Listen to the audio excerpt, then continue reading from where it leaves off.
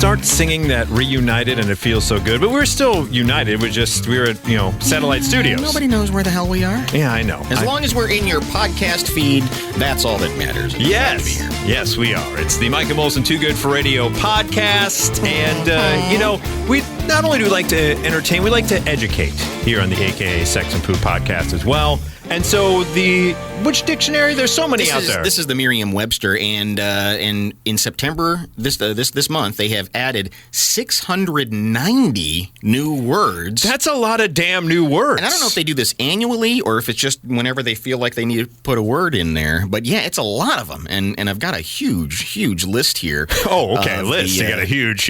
You boast. So here are some like in under the category of slang and informal. Okay. Riz. Riz? Yeah. I don't know if I know what Riz means. It means you got some charm or romantic appeal, like charisma. You got the Riz. You got the Riz. Okay. Yeah. Can my drip be Riz? Yeah, your drip can be Riz. Okay. Just making sure. Let me see. We're down with the kids. Bussin'. Bussin'? That means you're hustling, right? Yeah, no. No? Okay. Bussin' means extremely good, excellent. Oh, okay. Gotcha. All right. They've added there's a lot of abbreviations that they've added in there, like NGL. Oh, okay. They're starting to codify the abbreviations so that people like us who don't send abbreviations and text messages get an abbreviation. You ever had that happen where you're texting with someone younger and they send something and you go, I'm not quite sure what that means. I need to ask Jeeves what that means. Yes, I need to go into my AOL account and see what happens. Under the category of, my dad. I just heard from my siblings that my brother went over to their house and my dad was on the phone with AOL trying to get something cleared up. You apparently can pick up the phone and call America Online right now. There's still a thing? Yeah. Did he find an old disc for a free 5 hours? He's like, I need my free 5 hours. Something. I don't know. So under the category of the digital world, new word, smishing. Smishing? Smishing. Like missing but with an S? Like, but with an SH. Like okay. Missing, like, mishing. Like fish. But smishing. Like fishing, but smishing? Right, okay. Right, like fishing with an M and an S. Is it like some type of online phishing scheme if you're smishing? Kind of. It's the practice of sending text messages to someone in order to trick the person into revealing personal or confidential information which can be used for criminal purposes. Okay. You smisher? Don't be going smishing people this weekend. From the analog world, crate dig. Okay. Doing a crate dig. Doing a crate dig? Crate dig? You going through old crap in your like attic or in your basement? Doing a crate dig? Yeah. It's what Pitbull would have referred to. Or was it Pitbull who did the popping tags at the?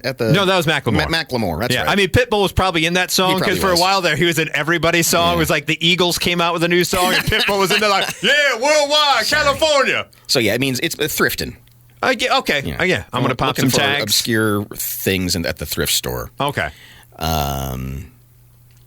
Zip-a-da-ba-da. Let's see. That's here. one too? What's the definition of zip-a-da-ba-da? It should be. This one is a list of things from gaming and just general screens. Okay.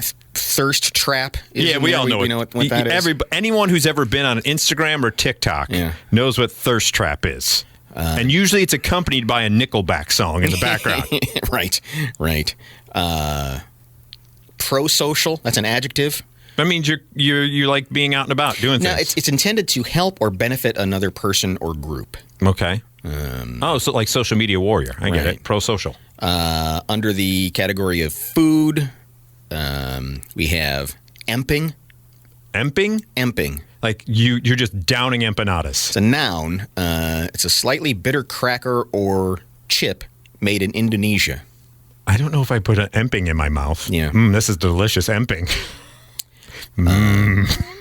Under sports and exercise, kayfabe. Oh, that's from wrestling. Yeah. You don't break kayfabe.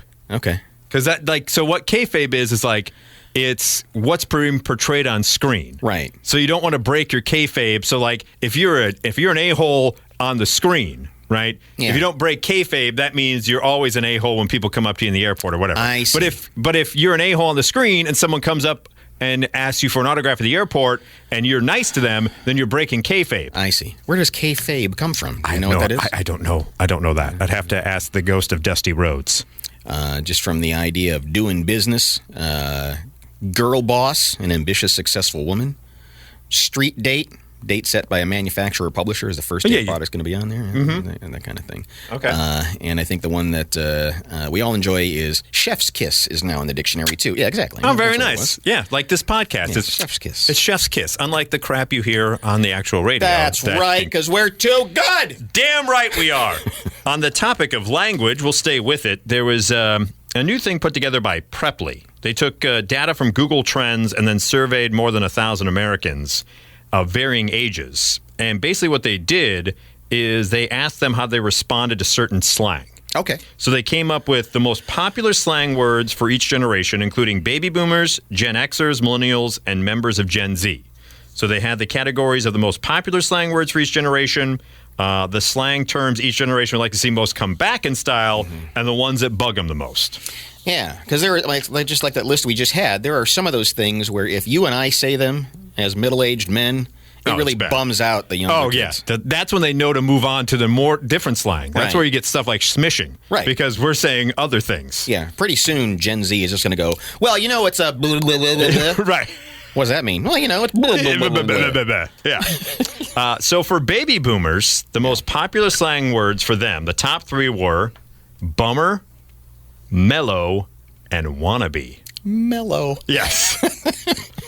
For Gen X, When you think of mellow as a slang word, that's, hey, mellow. mellow out, man. Yeah. You know you're a baby boomer. I guess so. Gen X, which would be my generation, their most popular words in slang were chill, Yeah. lame, and also bummer. And also bummer. Bummer was from baby boomers Yeah. and a Gen X. It's kind of a universal one that fits. Now, the interesting is millennials, their favorite slang words from this particular study by Preply, two of them are the same as Gen X. So Gen X had one same from baby boomers, and now the millennials have two of the same from Gen X. They also like chill and lame. Okay. But OMG is also one of their favorites. And interestingly enough, Gen Z has one from the millennials, an OMG, but they also like selfie and ghost are their favorites. Interesting that at least one carries over from each generation. Right. This is what we call evolution in the Bible. Do you find it a little odd when people say acronyms out loud, like OMG? Yeah, it is a little bit weird. I get it when you're texting for the abbreviation, but I don't understand just saying OMG. OMG. What are you trying to save there? What kind of time are you trying to save there? Yeah, OMG. I somewhat get when they when some people say I don't. When some people say That's my hot take. I don't. When some people say WTF, I'm Right. like, maybe you're in mixed company, but anybody who ever goes, LOL. You just laughed out loud, you son of a bitch. Don't Right. LOL. Right. I don't understand that. I don't either. These are the slang terms each generation like most to see come back in style. Okay. The baby boomers. Now, it's interesting. The baby boomers want bummer to come back. I don't think it's ever gone. I don't think it has either. But they also want peace out, which I think has kind of come back and then gone away and come back. And far out, they want to come back. Far out. Yeah, there's one you don't hear. For good reason. Yeah. Anytime you see far out, you go, okay. I enjoy saying groovy. I mean, I know it's not. It's on Gen X's one. They want it to come back. Oh, okay, cool. They want groovy to come back. I like how excited you got there. They also have right on. Right on. Gen X wants right on back. And you know what Gen X wants to come back? Epic. I don't think Epic went away. Didn't come back around? Yeah, I mean, I think it may have had a dip there where it was. Yeah, I don't know, man. As far as what about keep on trucking? Are we saying that?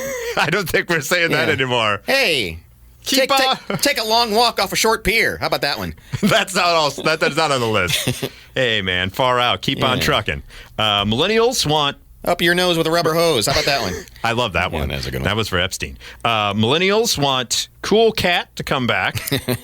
Cowabunga to come back. Cowabunga wasn't really a thing, though. It was. Nobody said cowabunga. Michelangelo did, and didn't Bart? I mean, in conversation. I'm not talking about on TV. I don't remember. I don't, even when I was very excited or if I was running somewhere where I would say, Cowabunga! Right. I never really yelled. You're right. Do that thing where you jump backwards off the slide or something. Yeah, Cowabunga! I don't think anybody ever said Cowabunga. It's a good word. Yeah, maybe if they're running and going like to a slip and slide, maybe. But you're right. No one said it that much. Also, talk to the hand. The millennials want talk to the hand back. Interesting. Yeah. And Gen Z, as far as ones they want back, YOLO, which I don't think went away, rad, and what's up.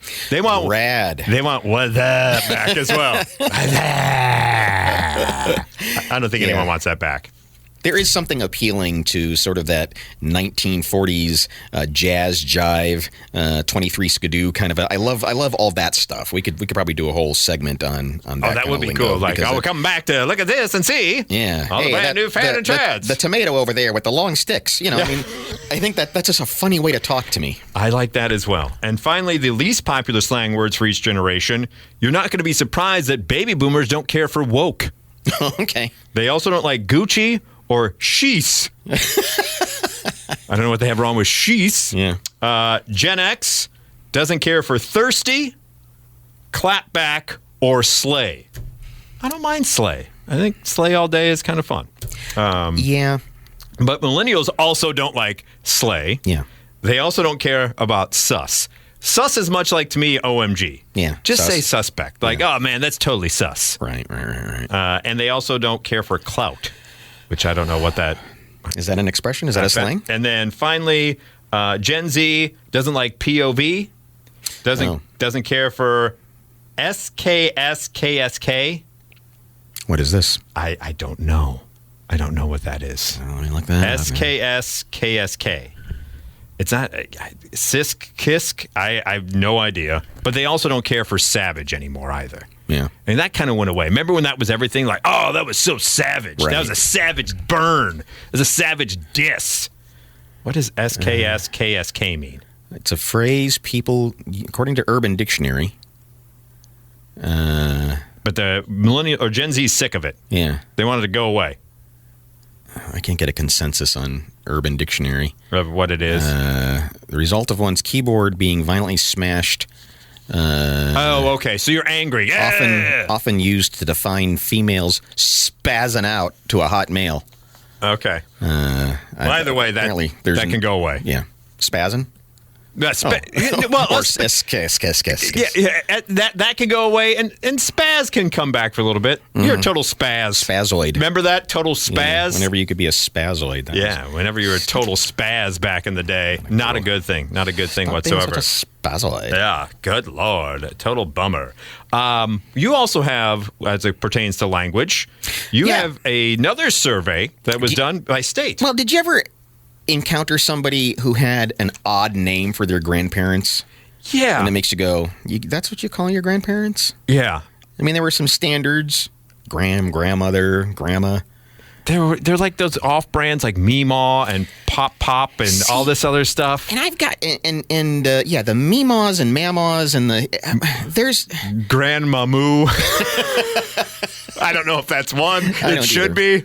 And so it changes from state. I mean, there are some that I think it's like one of my cousins used to call my uncle, her grandfather, I think like Bop Pop or something, or just some weird. And basically, it was whatever they said when they were little. And it never went away. And it's like, you need to correct them. I don't like with my grandpa. I always call him just Grandpa or Gramps along those lines. Like I never had that one. Or for me, it would always be when talking with my parents. Mm-hmm. It'd be if it was my dad's parents, it'd be Grandma and Grandpa Windmacher or Grandma and Grandpa Matter to delineate. So we didn't have like some weird name for each one. Right. But by state, what's Illinois? It changes by state. So here in Illinois, the most popular expression for a grandparent is Grammy and Papa.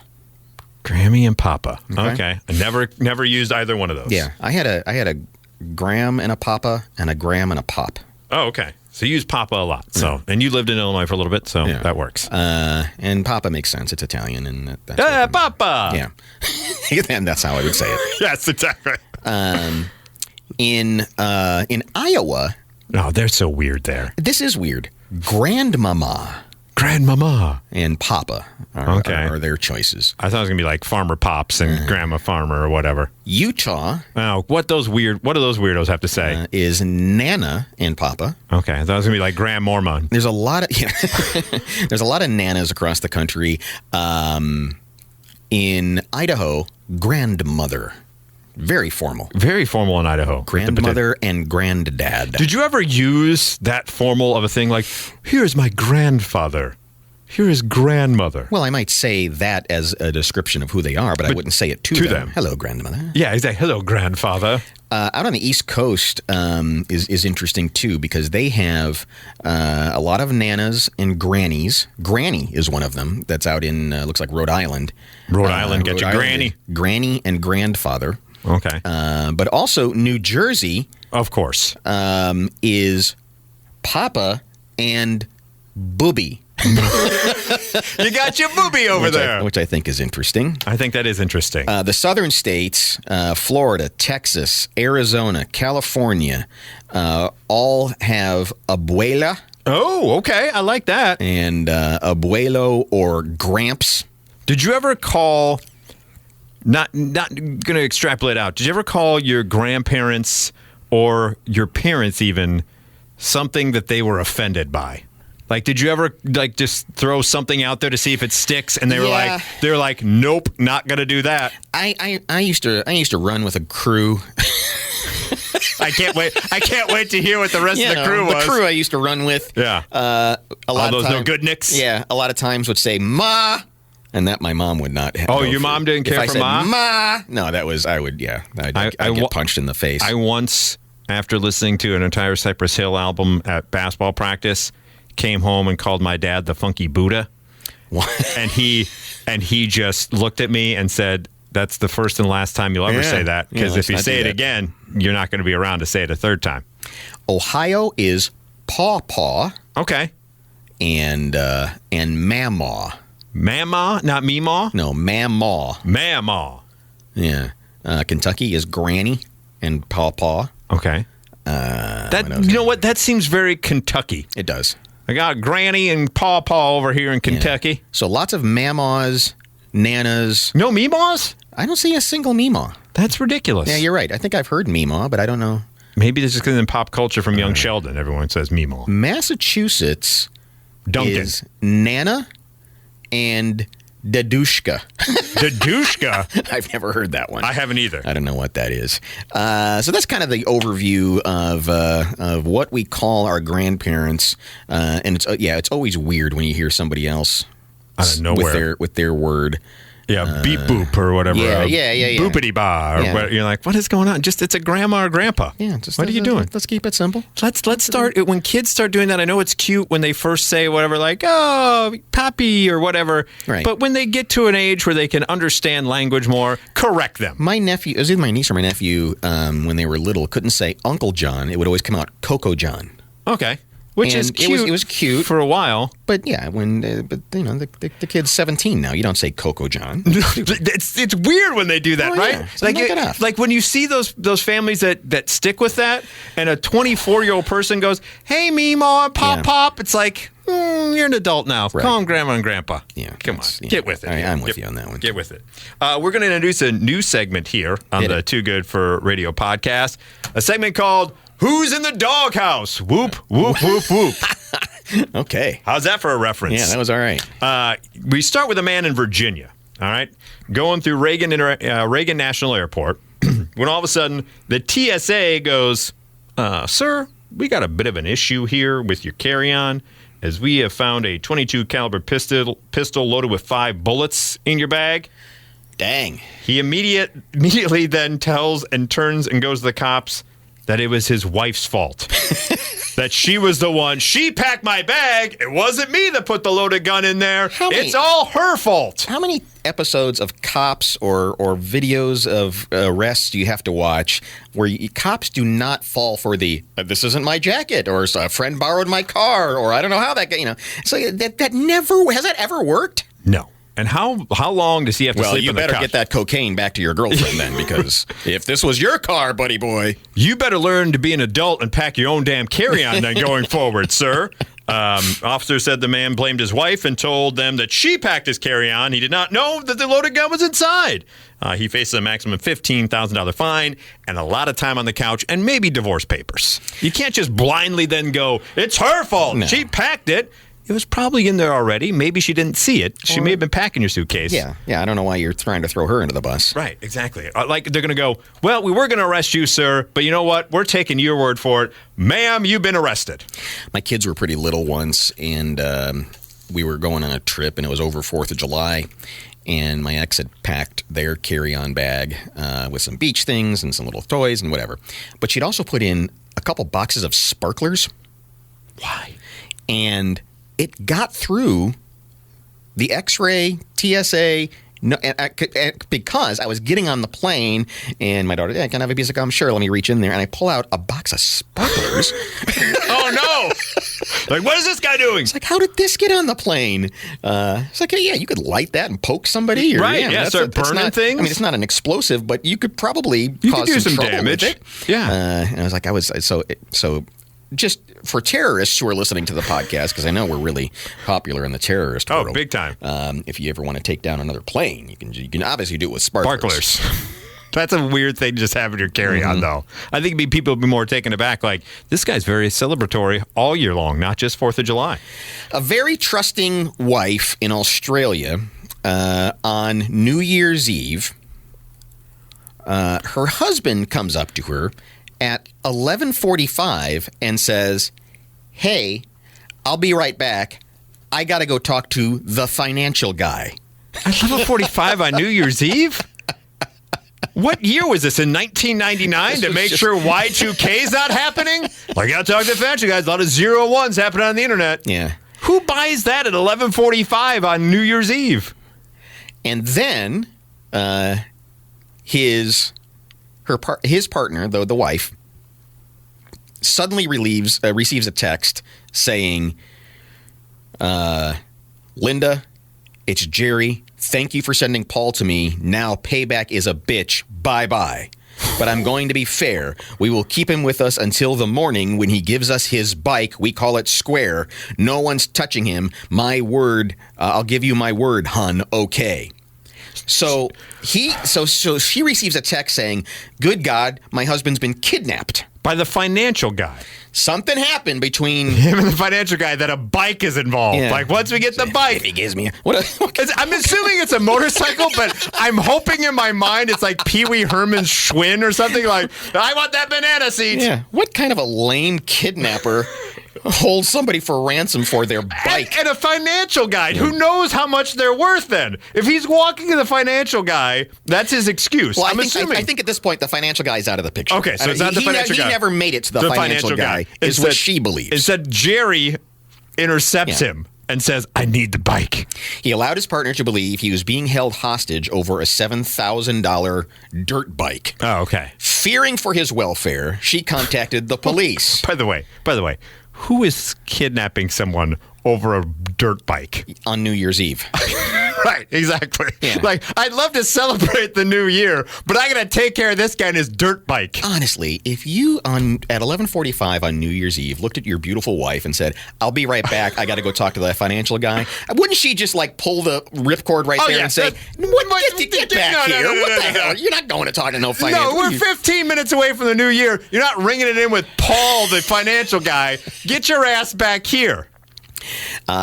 So she gets a text and she's worried, rightfully so. She calls the police. Detectives immediately start investigating. Officers poring over hours and hours of closed-circuit TV and speaking to witnesses. Next morning, police carried out a high-risk vehicle stop on the van, believing he was being held hostage inside. But it was only him inside, according to the police. He went as far to get himself his own kidnapper van? He then said to them he had been captured by unknown Middle Eastern males. Oh, what are you doing? Come on. Kind of on the nose. I mean, seriously, you just said we're big with the terrorist community. We apologize for people doing that. However, his story fell apart 12 days later after police tracked down closed-circuit footage showing that he was with a sex worker for the night. Oh. Magistrate Michael Ong admonished him and said, "You chose to send alarming, frightening messages to your partner so you could get some extra time with another partner. You thought that would be a great way to do it. Any reasonable person would have gone to the police, and that's exactly what happened." And so he has to undertake 350 hours of community service and has been fined. Where's the fine here? $16,000. That's not enough. It's not, to compensate the police for their 200 hours of investigating. Jesus. It's like, I'm sure they spent Out more of than... all the nights to go to a sex worker, you pick New Year's Eve. You know how many more people have been there? Just trying to ring it in with a bang. Ring a ding ding. Exactly, yeah. Start the new year with a bang. All right. That's a bold one. Not very well thought out. No. He probably could have, you do the thing where you cut the letters out of the magazine and glue them together and say, hey, give me your dirt bike. You cut off a tip of your finger, you mail it in the mail, right? And you walk out of there with a bandage on your finger. I'm going to go see the financial guy. He was probably in the throes of doing it while he's sending his text with one hand going, "This is the best I can do right now." Yeah, exactly. Yeah. This is awesome. This is going to be so great. At least say, "I'm going out to get more champagne." Who's buying that you need to talk to the financial guy at that point of the night? And I love that the cops open the van door. And he's just then there. He goes, "Oh, whew, I'm so glad you arrived. If you would have been here 5 minutes, you would have encountered these Middle Eastern guys who took me and bad dudes." Yeah, which, by the way, doesn't make any sense on the story, considering he said it was a different guy named Jerry that took him for the bike. I don't know. This guy's just an a-hole, and he deserves to go away. She needs to find a better man in her life. I hope she breaks up with him. I hope she does as well. He was trying to get a little Hambone action on that. Hambone. Yeah, so remember last week, we got a Hambone follow-up. The Hambone Award has been announced, and if you don't remember what the Hambone Award is, it's the weirdest pet insurance claim. Yes. And if you recall, we talked about the cat that was in the folding couch. We talked about the dog that ran into a bleacher trying to catch something, and the other dog who was in his crate but bounced it like 5 feet to eat phone cords. Mm-hmm. Who do you think out of those three won? The weirdest claim. Who do you think was the Hambone winner? The Hambone winner. Man, the dog running into the bleachers was my favorite because of the noise that it must have made. Yeah. Who won? Who won the winner? Hambone? Giles the cat, who got folded up in the couch, the cat, wins the Hambone Award for the weirdest pet insurance claim. There are some cats that will do that where it doesn't matter. You could throw a blanket on them and they'll just say, "Well, I guess I have a blanket on me now." Yeah, they don't. They're just like, whatever. That's how I'm going to live. Mine is not like that. Mine will not. I mean, you can't. Any strange movement and my cat runs away for 2 hours. Very skittish is Oliver. Yeah. I mean, he won't. If if you're sitting down, he may come and do the thing where he rubs his head on your leg. Oh, okay. Or may hop on the couch for a second. But, oh, baby, if you stand up, gone. You're a monster, and he runs in the basement and sits in a box. Ooh. Oh, he doesn't even hiss. He's not even brave enough to hiss. He just jumps out of the way. Yeah. So congratulations to Giles, the Hambone winner. All right, good for you, Giles. Moving on to the Too Good for Radio podcast, we have phone etiquette. See, we're educating people and enlightening people left and right here in this edition of the podcast. This is the list of do's and don'ts of phone etiquette for the 21st century. Mm-hmm. Okay? I love this first one. Always text before calling. They say modern day etiquette states that you should always text someone before calling to avoid catching someone in a sticky spot or them rejecting your phone call.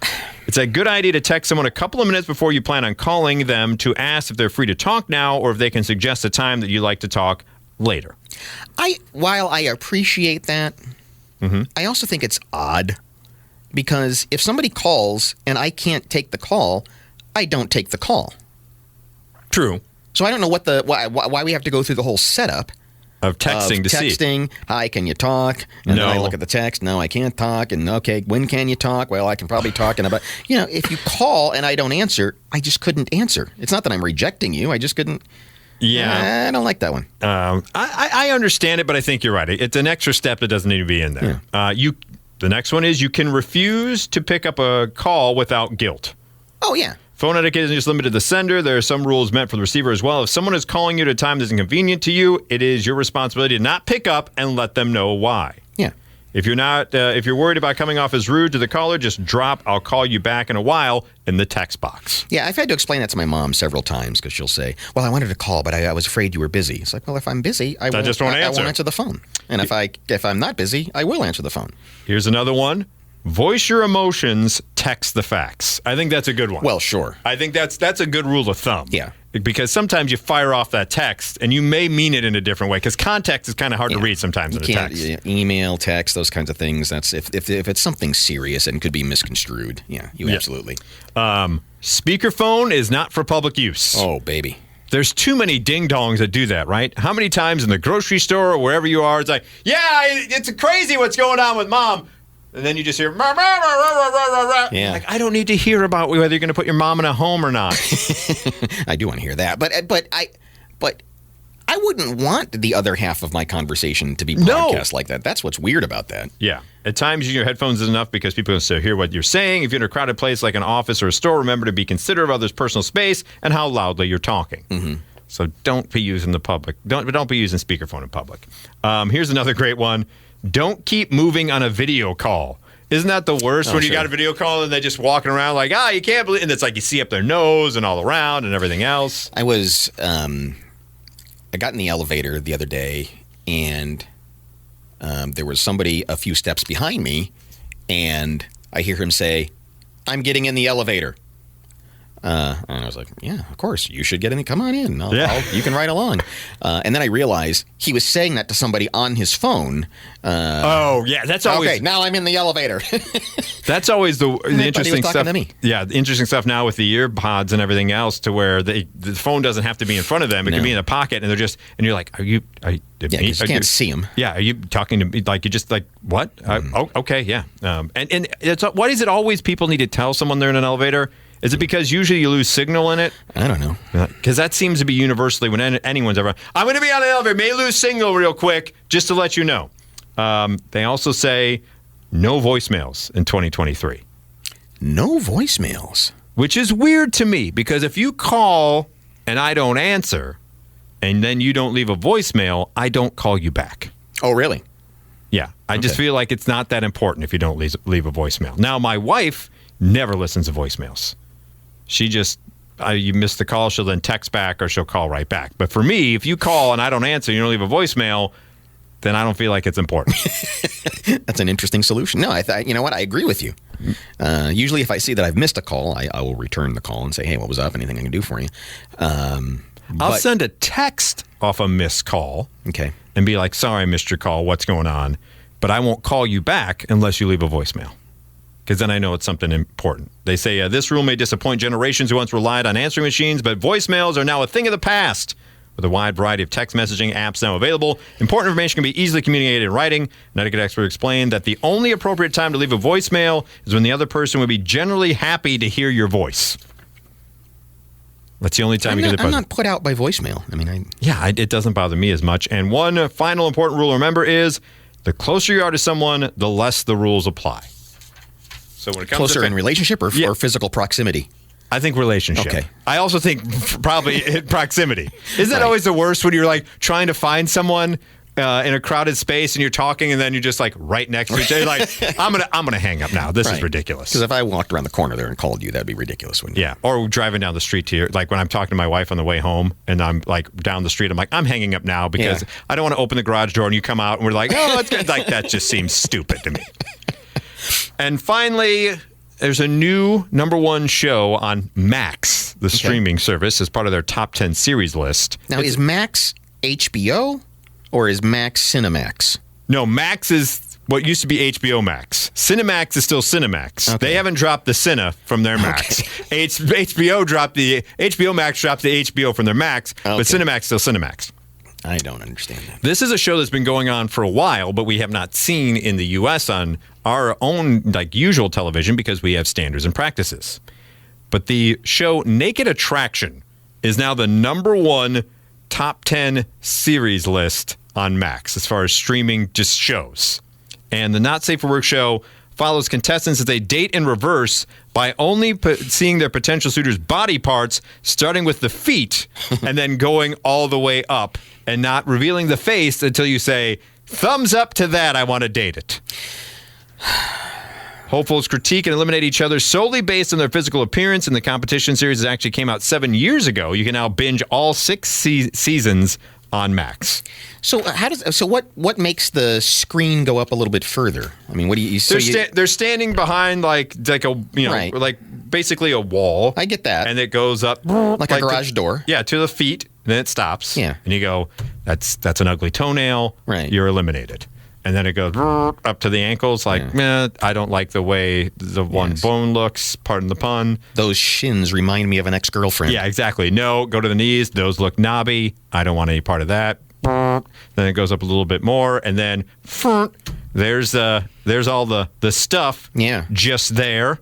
Right. And then I made it past that. Oh, that's a weird belly button. No, thank you. It just seems an odd way to choose a date. It does, but also you do want to see how people make their decisions, because what happens when like everybody's everything's looking awesome and then they got a funky face? Well, that's the thing. They don't get to see the face until they say yay or nay. Right. So you don't know for certain. And by the way, shouldn't the first time you see someone else nude, it be completely dark? Right. The first time you're nude, you shouldn't be able to see each other. No, nude. exactly. Right. Exactly. It should be, oh, okay. And then the next morning you go, oh, all right, there we go.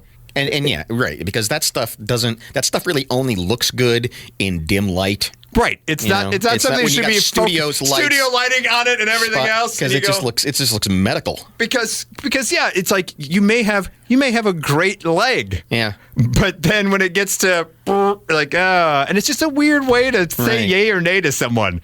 And for guys, when it's just in its resting position, I mean, it looks ridiculous anyway. Oh, it does. It's really, I don't know what God was thinking when he figured this out. I mean, it works. I understand the Lego pieces go together and it works, but it's a pretty goofy looking part of the anatomy. But in non-functional position, it just kind of, when it's just hanging there like a sock. It's not something anyone wants to look at. I'm intrigued to watch at least an episode to see how it works and how, to your point, how superficial some people are. Like, to me, I assume a majority of guys don't eliminate till the boob shows up. Yeah. Right? But I feel like women be more discerning than men. Yeah, I don't. Yeah, that's it's an interesting. Yeah, because you might have a preference of what do you call it? Their trimming style. Oh yeah, right. That's what I'm saying. Yeah, the manscaping. Like, can you imagine just like a woman like brr, brr, and then Brillo pad shows up and you go, I'm out. Wow. Yeah, that's going to take some work. I'm out. I have to get on my miner's hat here and figure this out. I would prefer to take a trip to Brazil. I have no idea wanting to do this. I'm not down for spelunking. So if you have Max, you can check out Naked Attraction. That's now the #1 series on Max. That's going to make us a better society. It is. I think it is. Just like this podcast makes you a better person. That's all we try to do. That's right. It is too good for radio. We appreciate you tuning in, and she'll like it too.